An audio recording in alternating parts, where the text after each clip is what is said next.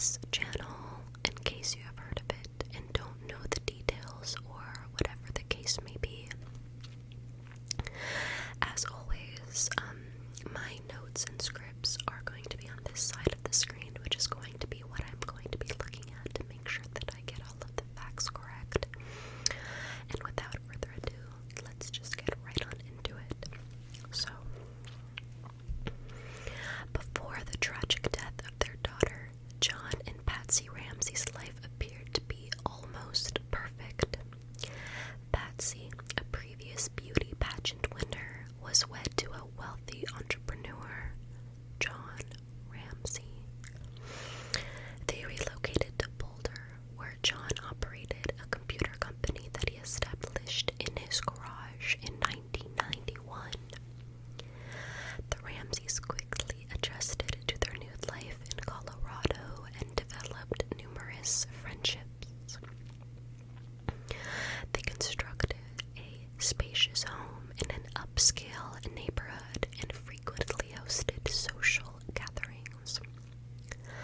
Their final gathering in Boulder, occurring only 3 days prior to the homicide, was exceptionally cheerful.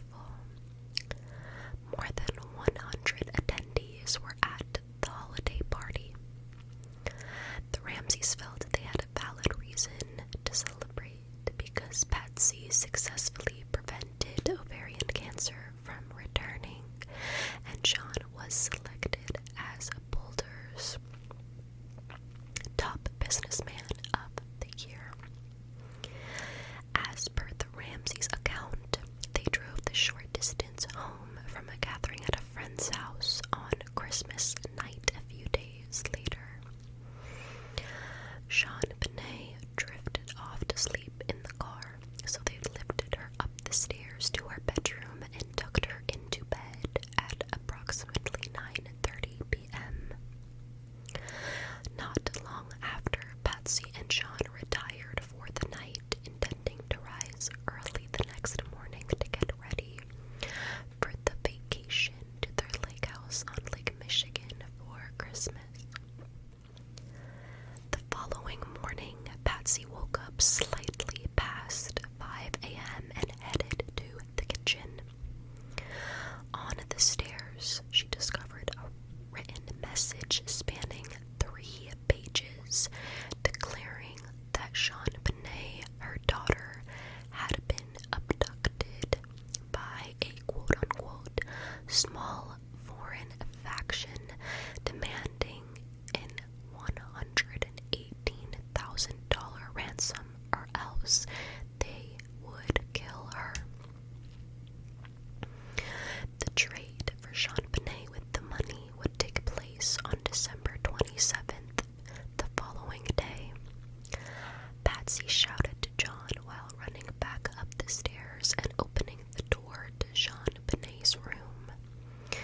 Noticing that she was indeed gone, John and Patsy chose to contact the authorities at 5:25 a.m. 7 minutes later, the police reached the Ramsey residence. Investigators discovered that the message that was written in the Ramsey's residence was taken from a notepad located in the kitchen using a Sharpie pen that was also present in the home. Investigators found the ransom amount in the note to be surprisingly low given the Ramsey family's known wealth. It is suggested that the amount is equal to a bonus that John Ramsey was given that particular year. Another idea is that the sum matches his debts, which were documented on his personal computer as $118,000. The kidnappers also requested that the bills were given in different denominations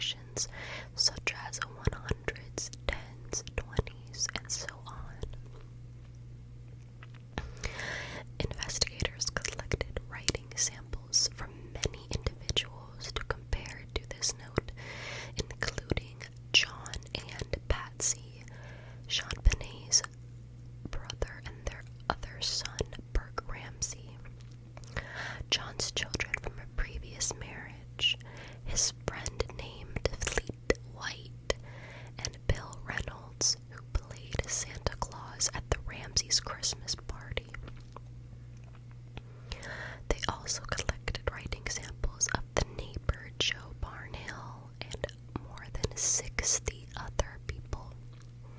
Experts verified that John Ramsey did not write the note, but Patsy's test came inconclusive. Even with 5 handwriting samples from Patsy and additional quote-unquote historic samples, it was impossible to confirm that the author was Patsy, but it was also impossible to rule her out. No other potential matches were found. Investigators singled out Patsy as a suspect due to this factor. They claimed that her handwriting had most likely been altered if she had committed the crime. The Ramsey home was briefly searched by Boulder City police, but no clear evidence of a break-in or forced entry was found. After the search, friends and family were said to be allowed into the Ramsey residence by police who did not block off any areas of the home. Meanwhile, John made plans to obtain the ransom, which was then collected by a friend also named John from a nearby bank that same morning. During the afternoon, a Boulder City detective requested Fleet White, a friend of the Ramseys, to accompany John Ramsey in searching the house for any signs of anything that seemed unusual. They began in the basement and inspected the bathroom and the quote-unquote training room.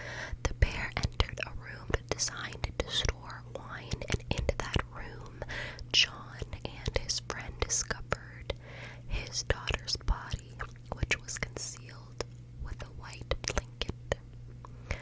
Later that evening, JonBenét's body was taken away following the issuance of a search warrant and with the permission of her parents.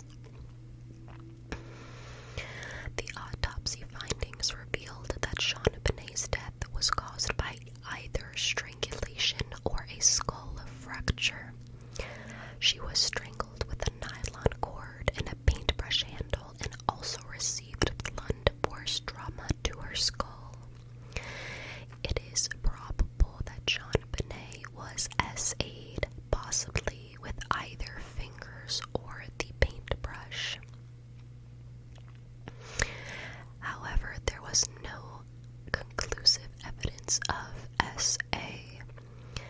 The handle of the paintbrush was discovered in Patsy Ramsey's art supplies container, but the top portion could not be found despite law enforcement's thorough search of the house in the following days. Experts observed that constructing the garage necessitated a particular expertise in knot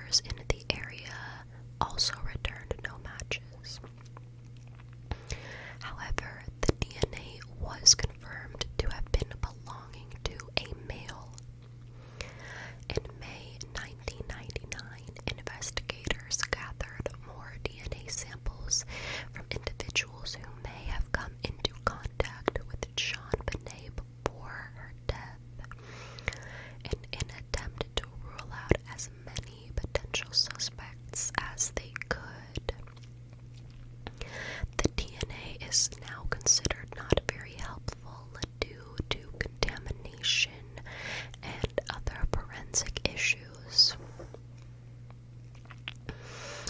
DNA can remain viable for up to 5 days, meaning the DNA found under JonBenét's fingernails may have come from events before her attack. In subsequent searches of the Ramsey home over the next few days, several pieces of evidence were found in addition to what had been described. For instance, a damaged window in the basement was discovered. John Ramsey claimed to have broken the window when he accidentally locked himself out of the home, but investigators could not determine the window's length of time being broken. Investigators discovered a spiderweb outside on the window gate as well. Police tests showed that noises from the basement were inaudible in the master bedroom. One neighbor reportedly heard a scream, but no other details were provided. In addition, there were 2 different footprints found in the wine cellar that did not belong to any of the shoes in the home. Another unidentified footprint was discovered outside the broken window near the cellar. A potential footprint was also spotted on a suitcase positioned directly under that window. That same day, Patsy and John later departed from the house, which was now designated as a crime scene, to stay with friends. After receiving permission to bury JonBenét's body, they went back to Atlanta, Georgia, which was their hometown, to lay her to rest. A week or so later, they came back to Boulder. However, prior to their departure, the police conducted interviews with them on December 26th and December 27th. On December 27th, they also presented physical proof, including blood, hair, and fingerprint samples. In response to the developing situation, friends of the Ramseys hired lawyers for the couple, as there were suspicions of their involvement. Police immediately considered the Ramseys as suspects for various reasons, potentially due to the fact that 90% of home murders are perpetrated by someone residing in the home. Initial statements from the police suggested there were no footprints in the snow near the house, but later crime scene photos revealed clear pathways leading to the house that were clear of snow. And as I said before, there was no sign of forced entry, and the window that had been broken had that cobweb on it, which means it could not have been broken that night. And as I mentioned earlier, they did give their handwriting samples, although Patsy Ramsey could not be ruled out in that respect. In 1998, the Ramseys, who previously declined to participate in the polygraph test, finally agreed to do so under the condition that it was conducted by an unbiased specialist. They claimed that the FBI lacked this unbiased quality. Patsy and John Ramsey both completed the polygraph test successfully. However, Boulder police disputed the results due to concerns of the methods and questions being used. Indeed, Patsy and John were each asked different questions